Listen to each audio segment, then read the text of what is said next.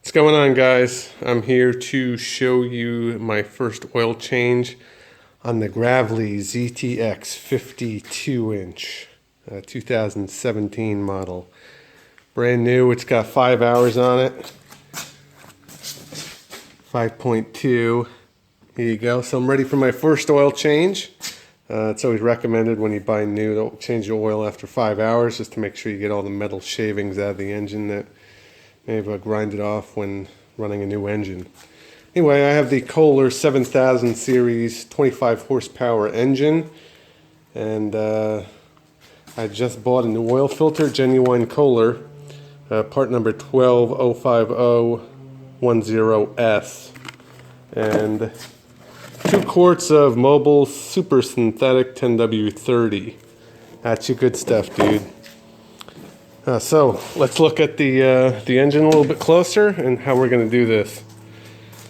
So I ran up the oil line that they give you. It's just a plastic tube. It connects to this yellow piece here next to the filter.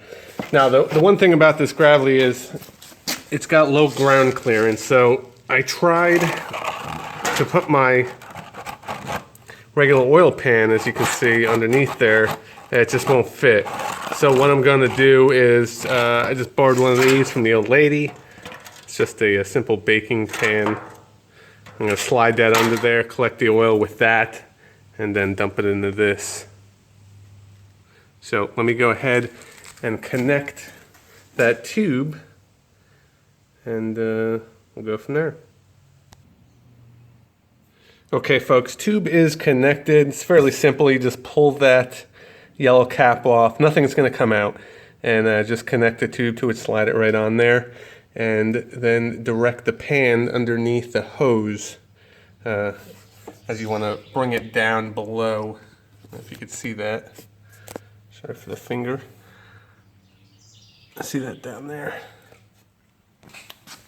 Now, one thing I did do is I ran my engine for about a couple minutes just to warm the oil up. You don't want it hot, but you don't want to do this cold either. You want a little bit of movement in your oil.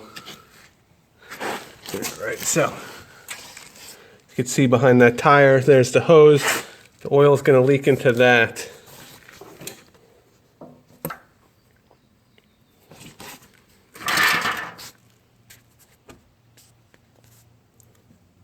And there we have it.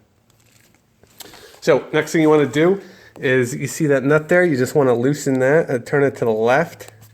This nut here, let me point to it. This here. Just want to loosen that to the left and your oil will start to flow out. So let's go ahead and do that. Alright, so I got a 5/8 wrench. I'm going to put that on the yellow piece. And just turn that to the left until the oil comes out. Now, unfortunately, there's not a ton of room in here to work with, so just gotta keep turning. Where the oil is draining.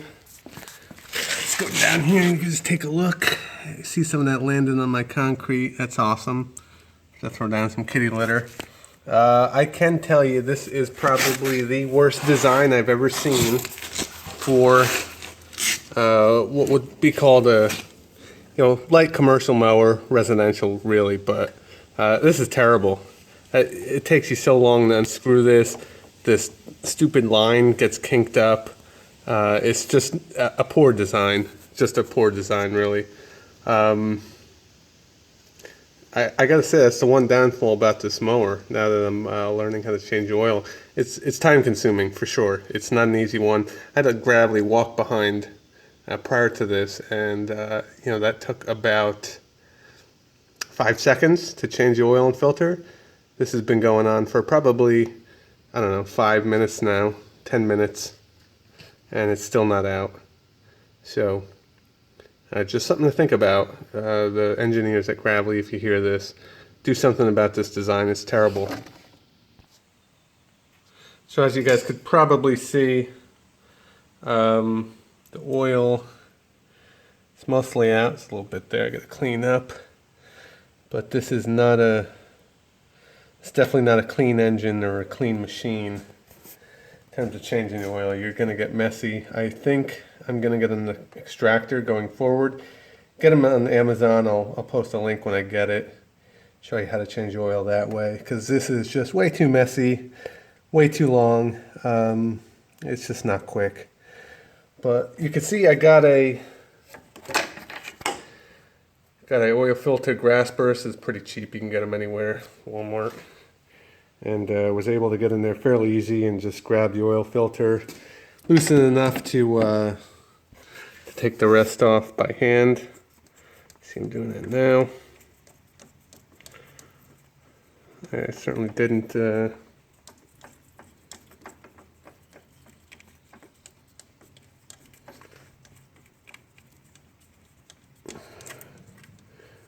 wasn't the cleanest way to get it off. But there we go. Popped off. Popped off, brother. Alright, so here we are. One messy, dirty, gunky oil filter. Put a couple dents in it. You don't have to worry about that though, because it's going right in the garbage.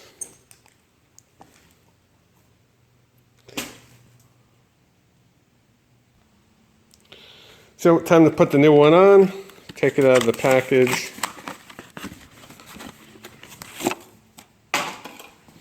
It's always a good idea to fill this up with new motor oil and then rub the rim of the gasket with new oil too. Just lube everything up and then pop it back on. There is what it screws onto, and you can see my oil still draining a little bit.